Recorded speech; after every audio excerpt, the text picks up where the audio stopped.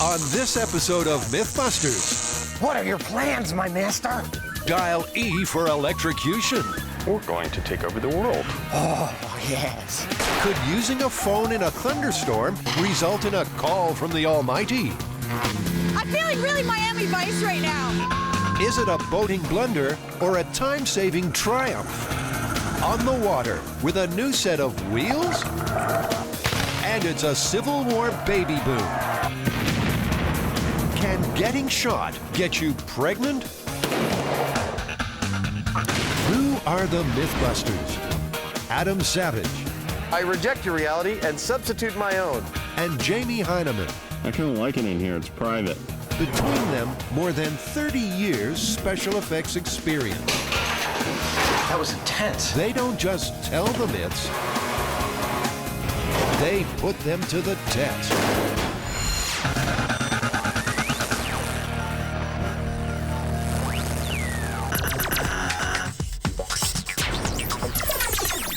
Jimmy, I know the phone wasn't invented when you were born, but about the time you were growing up, were you ever told to stay off the phone in a lightning storm? Yes, actually, we were told to stay off the phone, out of the shower, don't go under a tree, don't go out in the middle of a field with a large metal pole. Yeah, that would be bad. Well, all the ones that occur inside a house that we've heard, from staying off the phone to staying out of the shower, we're going to test on this myth. Should you be on the phone in a lightning storm? Here's the theory. Lightning strikes your house, or the phone or power cables leading to it, and it looks for the quickest way to the earth. Usually that's through a ground wire. But failing that, conductive wiring, or metal plumbing, is the fastest route. And if you happen to be hooked up to that... But can it actually happen? To find out, the MythBusters need a house and lightning. The second part sounds tricky. But it turns out they're in luck. Pacific Gas and Electric has a facility specifically built to test the impact of lightning strike on electrical equipment. Jamie, I think like my house? I think you should live here, man. It's great to visit a place that looks exactly like you think it should. Yeah, it's a great place to recharge after a hard day's work. You need lots of space and lots of electricity. They need so much electricity here, they use generators to make their own. So they don't black out all the houses for miles around. This would be called man's feeble attempt to generate lightning. We can't even come close to generate what Mother Nature can generate. Well, good for Mother Nature. How much can you generate?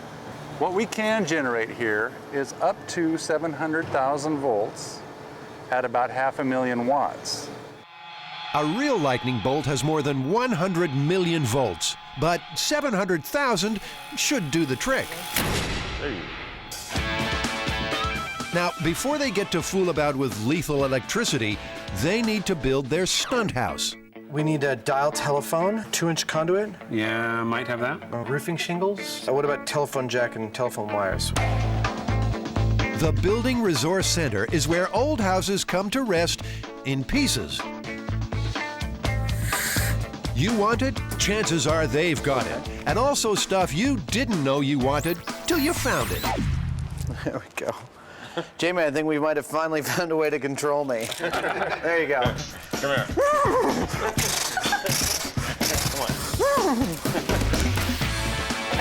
They aren't horsing around here. The stunt house has to be as close as possible to the real thing. Plumbing, wiring, and of course, the phone. Okay, I found it. Do you have... Ah, look I at have to that. keep it in storage because this is the red phone. When this rings, you don't know what's going to happen. Hello, Batman. Batman, it's Commissioner Gordon. Oh, this is great. And sooner than you can say, holy Heinemann's handyman, our dynamic duo is ready to start swinging hammers. The sample house I'm going to build is actually going to be fairly mobile. It's going to be on wheels. It's going to have full plumbing, full code electricity, exactly imitating what a house has. With a roof, with a pitched roof and shingles and exterior siding and everything like that. It's going to be pretty cool. It's an old-fashioned MythBusters barn raising. I should have put it on while I was down. Ta-da! There's even a shower, complete with its own tank and pump. Oh, yeah. That works. Yeah. But now, the all-important issue of wiring. The total goal of this experiment is to make this house entirely accurate to the exterior of a house. And we're not actually trying to imitate what happens when lightning hits a house. We want to see what happens when lightning hits the wiring to a house and where those electricity jolts might actually travel. I mean, mostly wiring is just about following a path correctly, understanding the closed circuit, and then everything's pretty simple. It's just when you start distributing it, it gets pretty complex pretty fast. That's a really kind of scary junction, isn't it? In fact, it's often pretty scary when Adam has anything to do with electricity. Come on! How hard is it to get a light bulb to light? This is hot because I want to make sure it worked. Question: how many MythBusters does it take to change a light bulb? I'm getting 120 volts, I'm just not getting any current. Answer: just one. But you'll need to call in a certified electrician to make it work.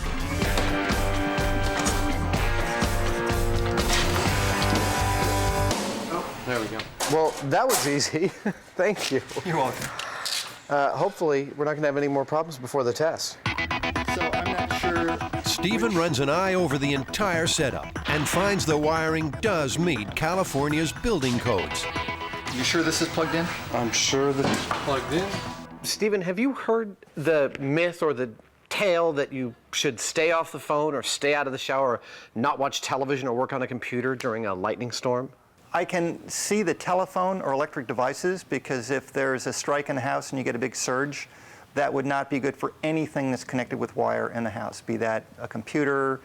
I've certainly heard about people's computers pretty much melting and frying down. I've heard about problems with telephones, but I've never actually seen the melted pieces and held them in my hand. Our little shotgun shack is all ready to go. We've got the computer set up, we've got 2 kinds of phones, we've got a television, we've got wall switches, plugs, junction boxes, everything to code, plus a shower that will be fully grounded, and we're ready to shoot lightning bolts at this thing. I mean, I've been ready to shoot lightning bolts at it from the beginning, but now we're officially ready. And so Adam and Jamie will take their new home on the road. Its destiny is electrifying. But first, the MythBusters have a date with history.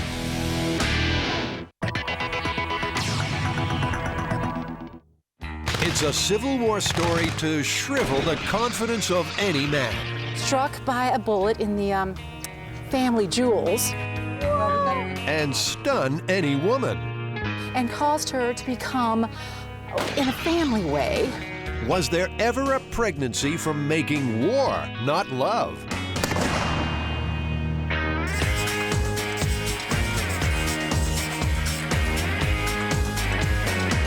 Guys, it's been a long time coming, but it's finally time to do.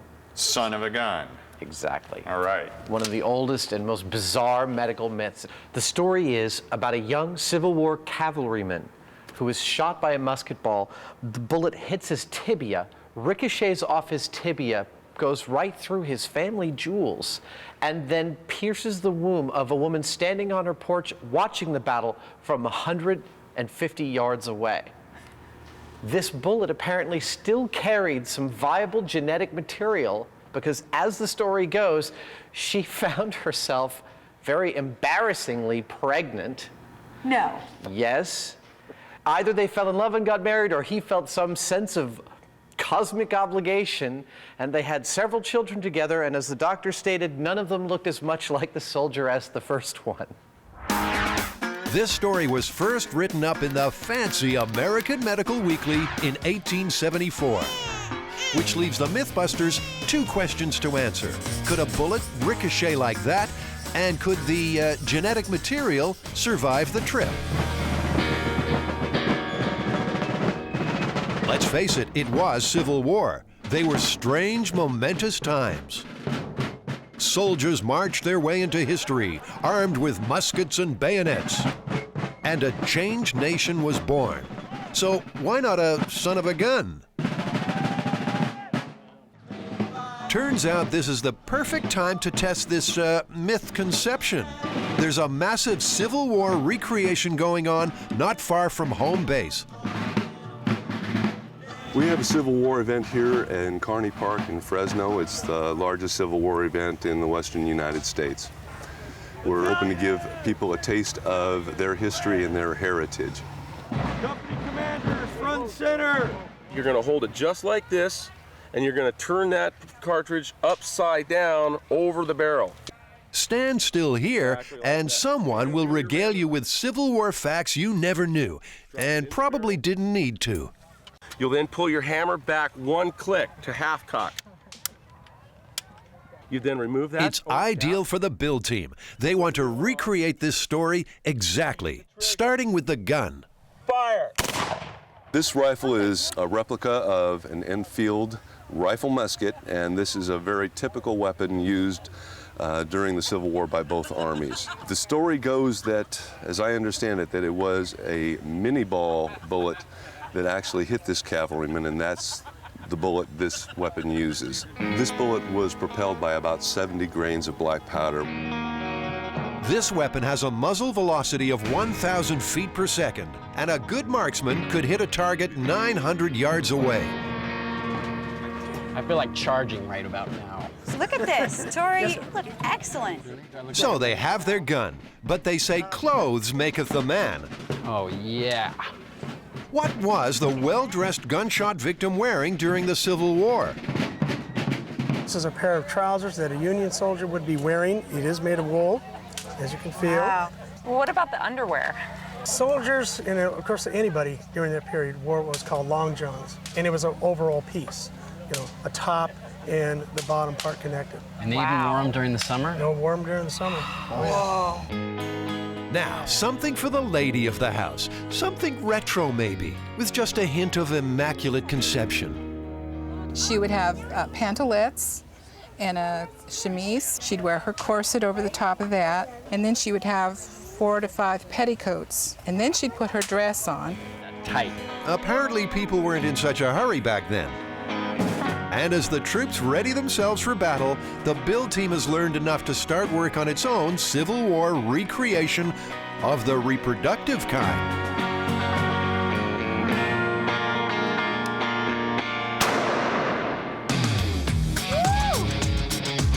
When they say they're measuring out 70 grains of black powder, they're not actually talking about individual grains.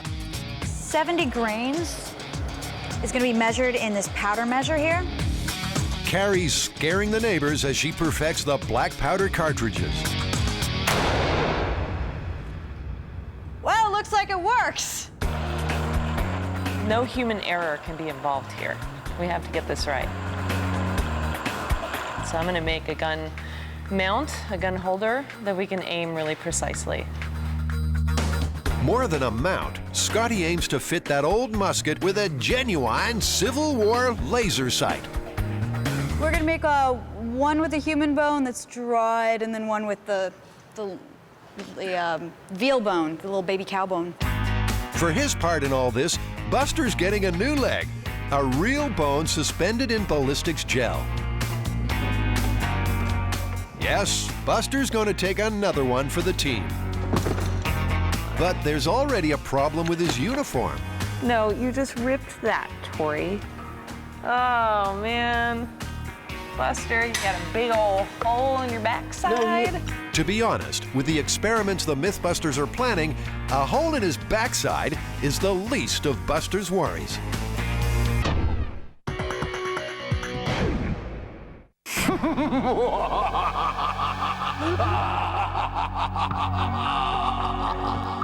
Well, we all knew it would happen one day. What are your plans, my master? We're going to take over the world. Oh, yes, yes.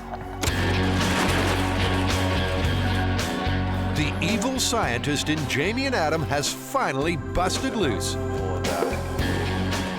They're about to wreak massive global havoc. They'll start conservatively with this little playhouse.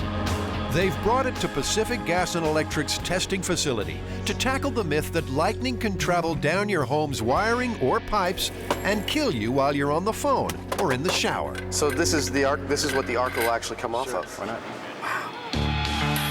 This facility can generate up to 700,000 volts, but by using half that, they'll get more amps. It's that flowing current that does the damage. And since everyone's feeling pretty good about being alive, Chip, the ballistics gel dummy, will be taking hits for the team.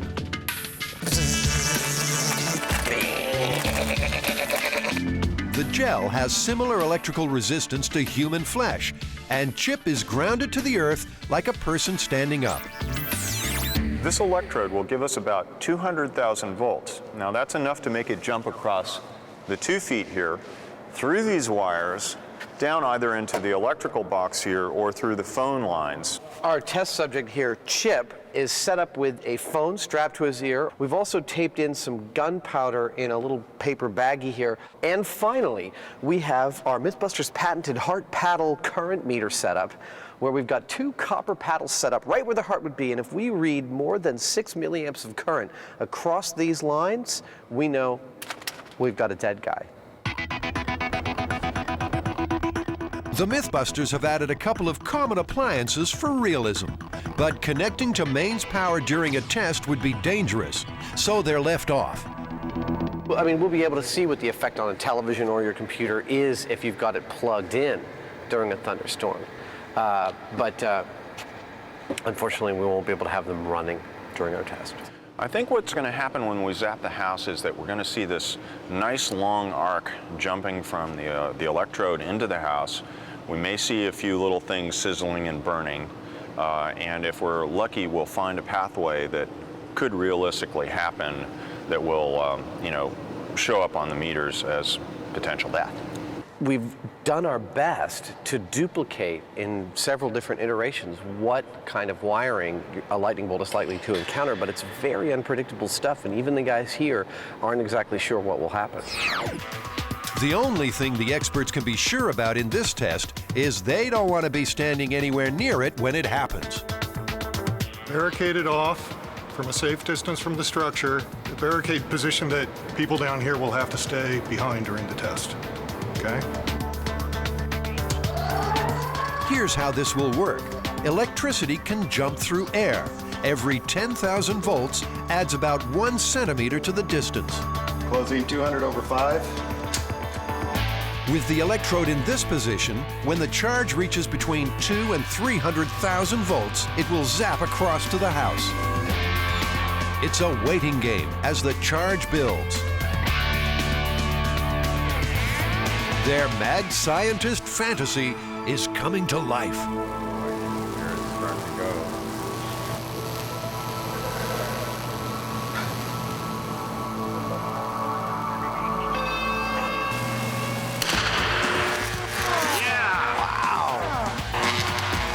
That was 300,000 volts straight into the house's wiring. It generates an electromagnetic pulse strong enough to throw our remote camera out of focus.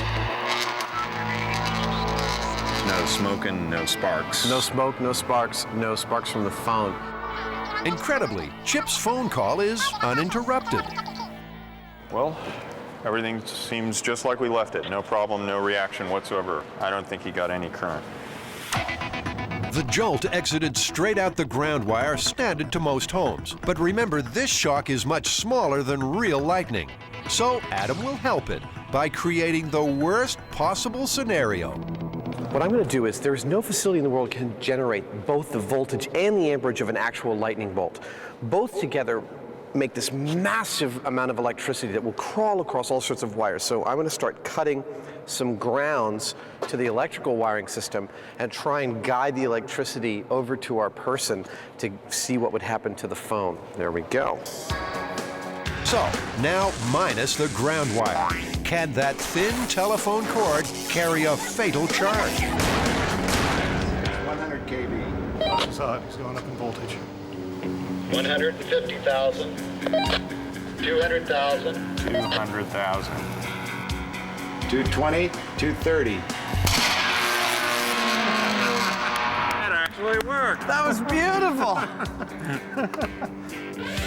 The lightning arced from the mouthpiece into Chip's head, setting off Jamie's charge. The jolt finding its way with disturbing accuracy. That was awesome. I can't believe that worked so well. Are we clear? Do you want us to put out the fire? I'll just blow it out.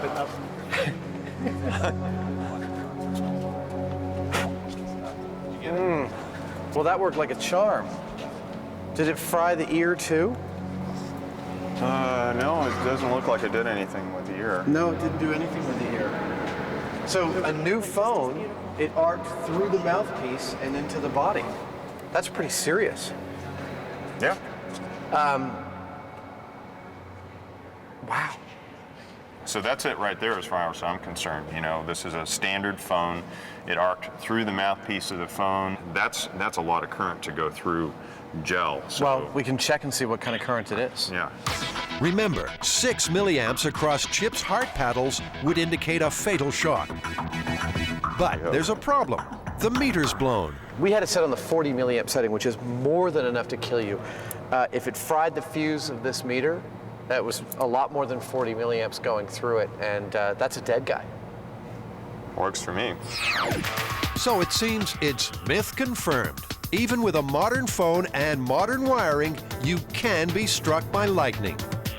As a second test, they'll try an older phone and an older style fuse box. Closing 200 over 2, going up. That sound is kind of ominous, isn't it? That frying egg sound of the ozone. 200,000.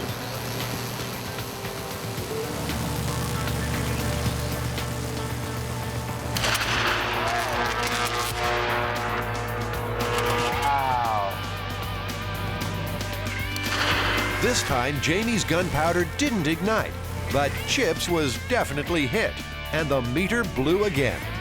We definitely still got continuity through the body and into the ground. Well, I'm satisfied. Phones will do it. Phones and lightning. Phones and lightning, bad, bad, bad. Lightning fatality statistics bear that out. On average, about 75 Americans are killed by lightning each year, with 2% of those people talking on the phone at the time. The only good news for Chip's next of kin, powered up, the TV and computer still work fine. I think it's time to move on to see if showers and lightning are a similarly deadly combination. Let's do it. Okay. So, Chip's electrifying adventures continue, thrown out of the frying pan and into the shower. There we go. That is too funny. People have written into the site and specifically told us that they were always warned as children never to take a shower during a thunderstorm. We have grounded plumbing, which is running near electrical wire. We're hoping for a short between the electrical wire and the plumbing. And then our guy here, I've put a ground wire directly into him. This is basically equivalent to if you're standing in the shower and you're standing on the drain, which is also grounded. It looks beautiful. Now, the guys learned in the third rail myth that fluid streams aren't great conductors. The liquid breaks up, so there's no direct path. But at these voltages, who knows? They're ready to go. Ramp it up. 140 kV. It's a lot. Okay, proceed and close 200 over 2. Okay, we're up to 243, almost 250 kV. I hear it.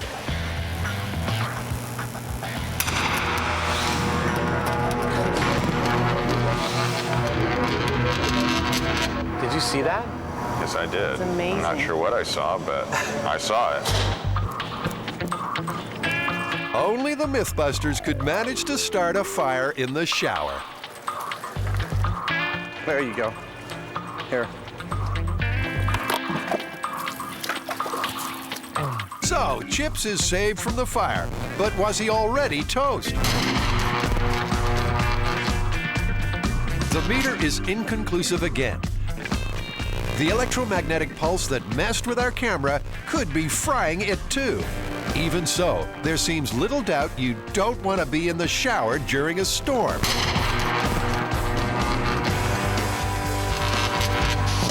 I I don't care what the meter says. We're not even remotely approaching the actual strength of real lightning, and nobody can. And yet we're getting these massive arcs dancing across this guy's body. Arcs the size of boa constrictors that are kind of like wiggling right next to you. You kind of get the hint that there's going to be a problem there somewhere, don't you? Exactly. I'm looking at phone confirmed, shower plausible. I'd say that's a safe bet.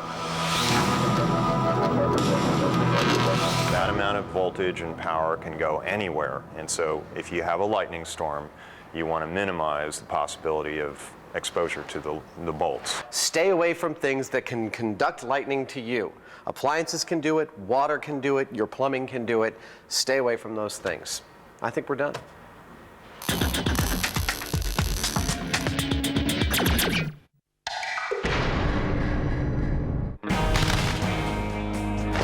The Civil War was the bloodiest conflict on American soil. 4 years, 600,000 dead. But amid all that misery, could a life have been created?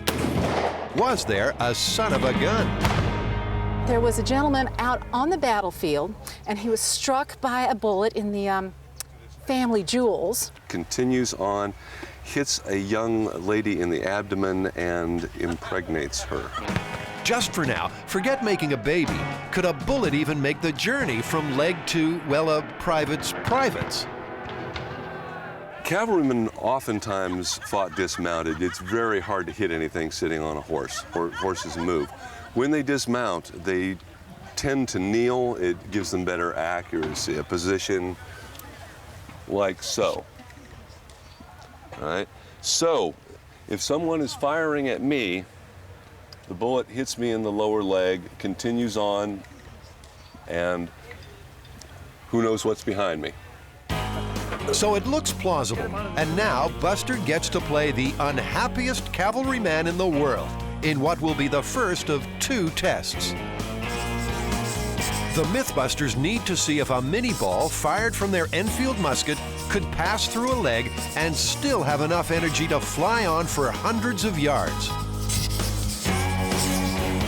3, 2, 1. Oh, low. Low and to the left. Come a little more left. Civil War expert and marksman Jim Mitchell is helping adjust the sights. But darned if they just don't keep missing. In 5, 4, 3, 2, 1. Do you think the laser's jiggling when we fire it? Could be the recoil, yeah. Come to our to your left, half inch. Good. There. Perfect. 3, 2, 1. It's low and to the right this time. It was a lot lower. Ay, ay, ay. All right, well, clearly modern technology is not helping us out here. We're gonna have to do this old-fashioned way. Think you can pull off this shot? Sure. There you go, sir. Very good.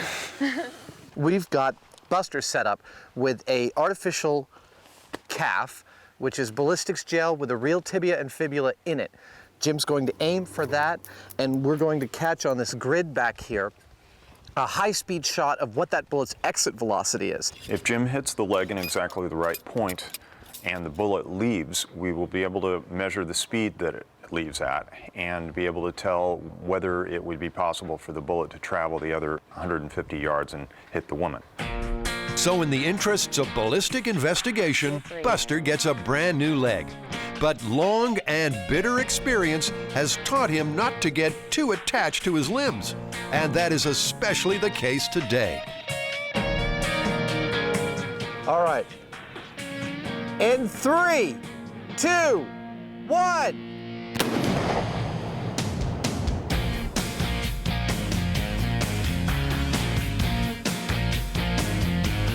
We have pieces of bone. Traveling 1,000 feet per second, the mini ball passed straight through Buster's leg, blowing out a piece of bone on the way. It looks like it went through the ballistics gel and it just collapsed. All right, let's get another leg over here. They've prepared several legs with different types of bone for comparison. And despite the vintage weapon, Jim is deadly accurate every time.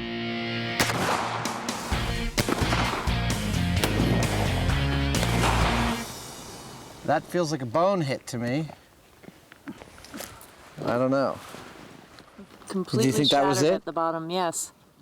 That Yep. was the most recent hit? Yes. All right. Slow. And right on center. Even passing through leg and bone, the bullet's still too fast for the high speed, around 1,000 feet per second.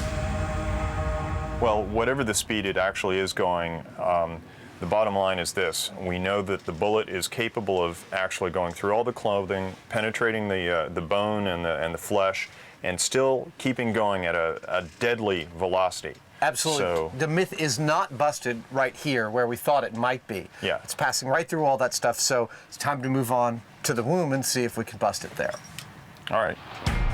So the next test will have a womb with a view to busting this 150-year-old myth and laying to rest this story of an impossible baby and the most unlikely of marriages. We heard it was honor. I heard he limped back and married the girl because it was a virgin birth and he wanted to keep her honor.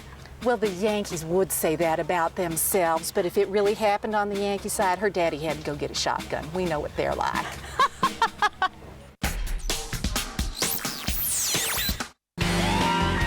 It's a big day out for the MythBusters. I'm feeling really Miami Vice right now. They're going boating. Waves, woo! But this is no ordinary cruise. So what kind of speed are you getting now, Jamie? They're going to recreate the dumbest mistake on the high seas.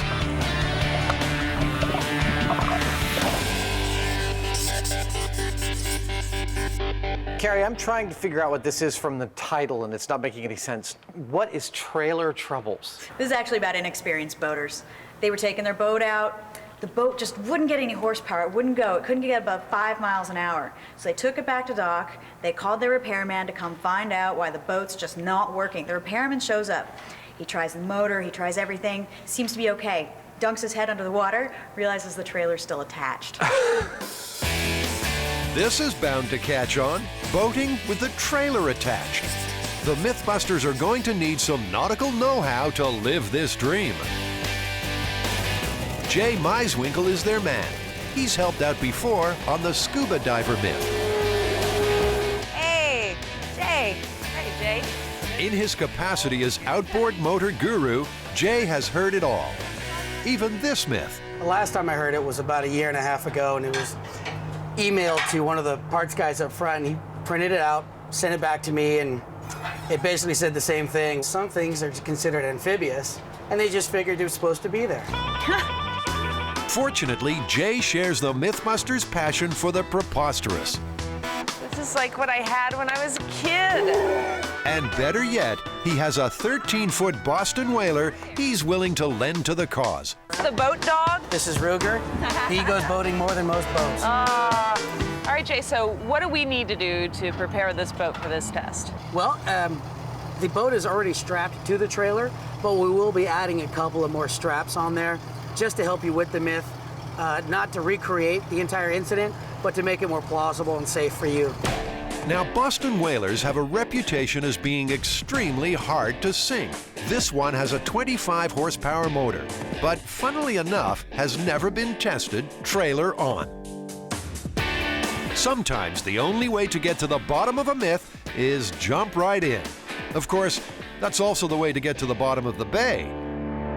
I guess the worst case scenario is that we could sink, but we're not short a Coast Guard, so maybe the worst case scenario is a cranky Coast Guardman yells at me a lot. You know what the worst case scenario is going to be? What? A bunch of people around here are going to see us launch the boat with a trailer attached and then take off, and they're going to say, look at what that blonde is doing. Now, you won't even find this in the lesson plan for Boat Launching 101 because it's just too obvious. When you launch your boat, you back it in, float it off the trailer, and the trailer stays with the car. Happy days.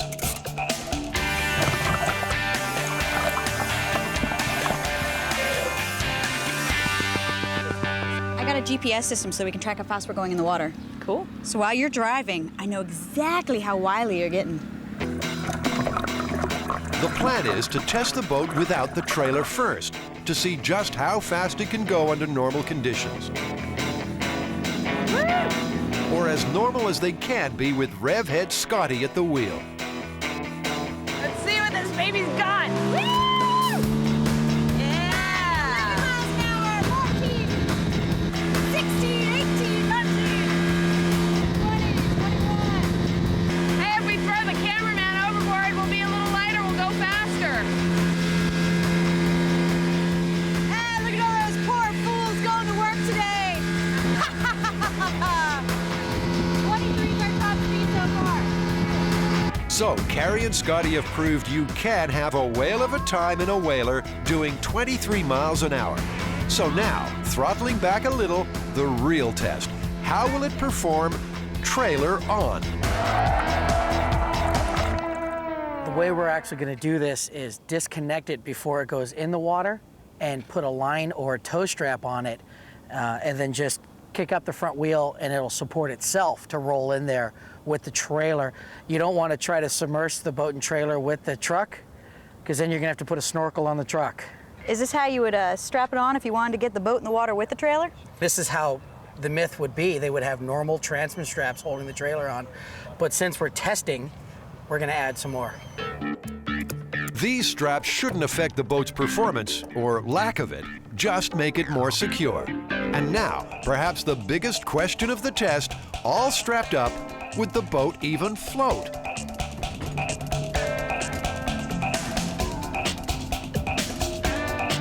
Is she buoyant yet? No, it'll take a little bit. Yeah, that's floating. That thing's really buoyant. Yeah, look at that.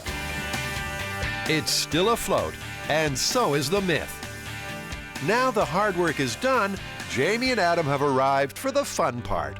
My prediction is that it will significantly slow the boat down. I know from experience with these kinds of boats that anything at all that's on the bottom, like barnacles or anything like that, will dramatically reduce the speed that the boat's capable of. And I can't think of much worse than a trailer to attach to the bottom of a boat as far as slowing it down.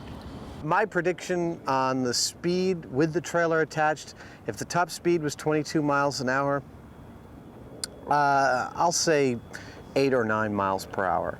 With that boat and that engine, I'd say we're going to get between 6 to 10 miles an hour at most out of it. With barely a thought for their seafaring reputations, Scotty and Jamie take the new trailer whaler for a spin, a very slow spin.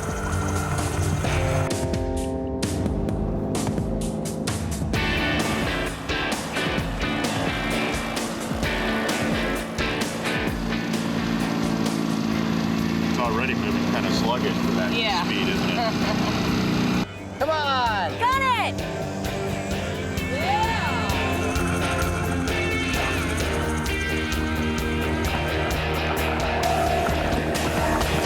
So what kind of speed are you getting, Jamie? We're going 4.7 miles per hour, and we're at full throttle. Whoa, we hit 4.8 for a moment there. That's flat out, right? That's flat out. It does not go any faster. Sure, it's slow, but even so, it seems this myth is entirely plausible. So maybe those people weren't as stupid as we originally thought. What are you doing? What's our speed?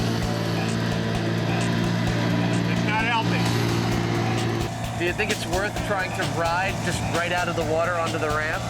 Well, that'd certainly be a lot more interesting than doing what we're doing now.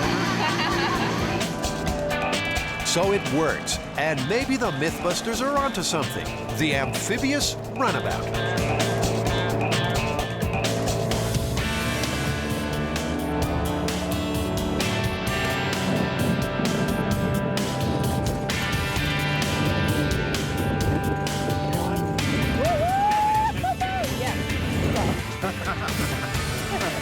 Yeah!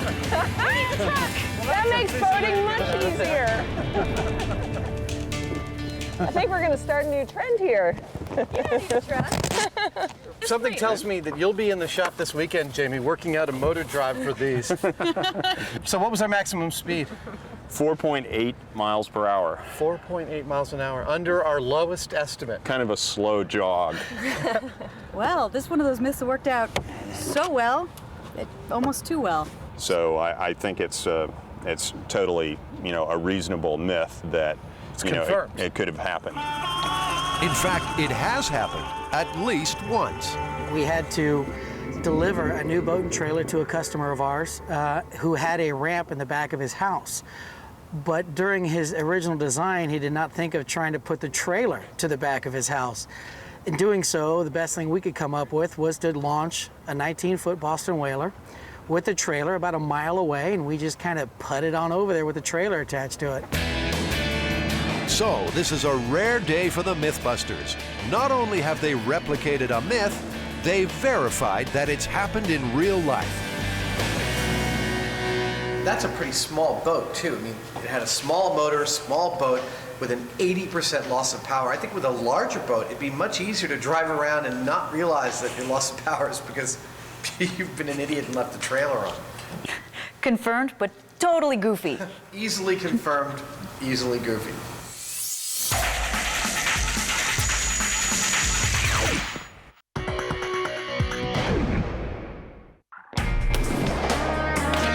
The MythBusters have shown, ballistically at least, the son of a gun myth is possible. But now, a setback. While the term son of a gun does stem from those times, it seems it has nothing to do with this myth. Sailors lived on the gun deck, and so that's where they fraternized. So a son of a gun is a child that is conceived on the gun deck of a British man of war. And on that naughty nautical note, it's back to the range, where no such shenanigans are tolerated. I don't know. The MythBusters are setting up their second experiment, which will test if viable genetic material can be carried on a bullet. This would represent the 15 layers of petticoats and various undergarments that the women of that era would have on. Ballistics Gal is the eventual target in this experiment. We'll kind of arrange it like so, like a skirt, and there you go. What I'm wondering is how to aim through a bag towards a target you can't see. 200 feet away, Civil War expert Jim Mitchell is contemplating the most unusual shot of his life. This I'm going to need to shoot off a bench. So he not only has to hit Ballistics Gal, but on the way there, the bullet has to pass through this pouch of Civil War trouser material. And in the pouch, well, let's just say a sample of genetic legacy has been obtained and dyed blue for easier visibility. Genetic legacy? It's sperm. Any kid in grade school knows that. Helps make babies, you know? It's still viable. Oh, there's one. Oh, one's swimming, there's one. Look. Yeah. Dude. He's like, yeah, champion. Yeah, we got a few here. So, I'm going to put the sample in this cloth bag that simulates the 4 layers of cloth, 2 layers of long johns and 2 layers of woolen pants, and we will fire through these. If any blue swimmers wind up in Ballistics Gal, well, we're probably getting ahead of ourselves. They hardly know each other. By setting up these circumstances the way that we believe the myth says, we'll be able to prove that it is so unlikely that it might as well be said that it's impossible. once it goes through that, there's no guarantee it's going to go straight. Right. We'll do our best, but this myth has stood untested for nearly 150 years and now hangs on Jim's aim. Everyone's ready? In 3, 2, 1. Bloody hell, I think he did it. Wow.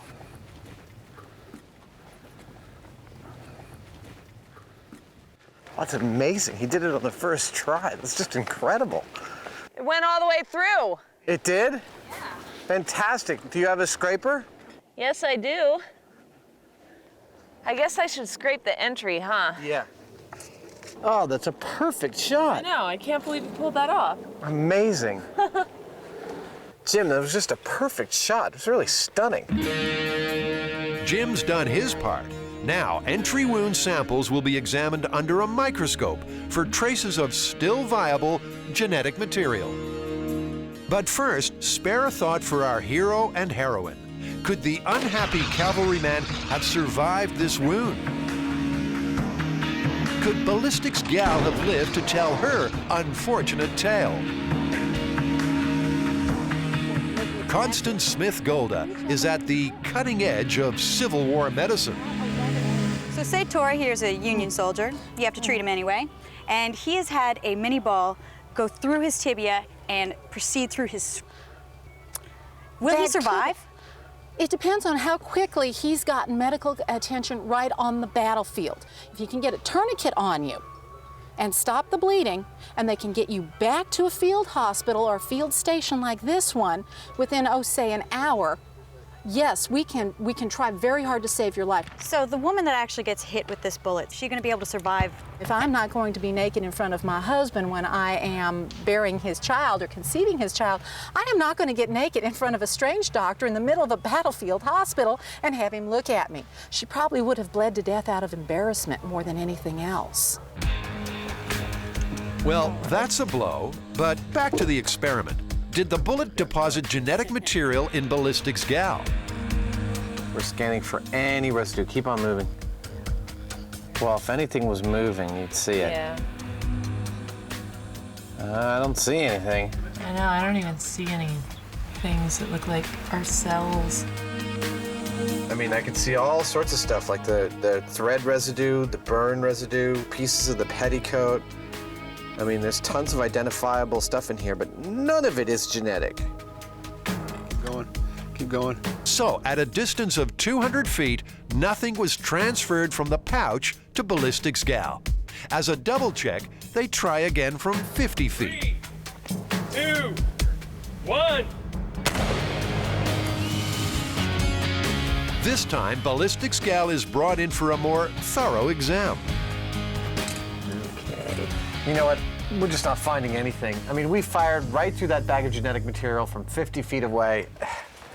I really think we've done the best effort to find anything. A Birds and Bees reality check is in order here. Yes, sperm does form in the testes, but the mature guys live higher up. And while one mature sperm causes fertilization, many are needed to first break down the walls of a woman's egg. A lucky survivor on the end of a bullet just won't do it. So how did the myth start? Constance, why do you think people tell this story? Because it's a wonderful, dirty story. Everyone's salacious. We want to talk about what someone else did. Plus, there were a number of young ladies that really desperately had to explain how that child got here.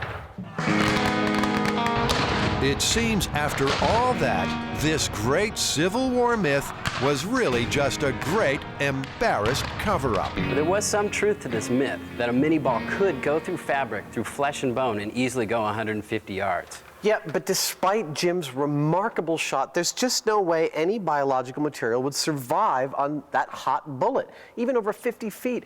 We found burn marks on the petticoat and still weren't able to find anything in our scrapings. So I think that myth is pretty much busted. I never get tired of doing that. Never. Busted.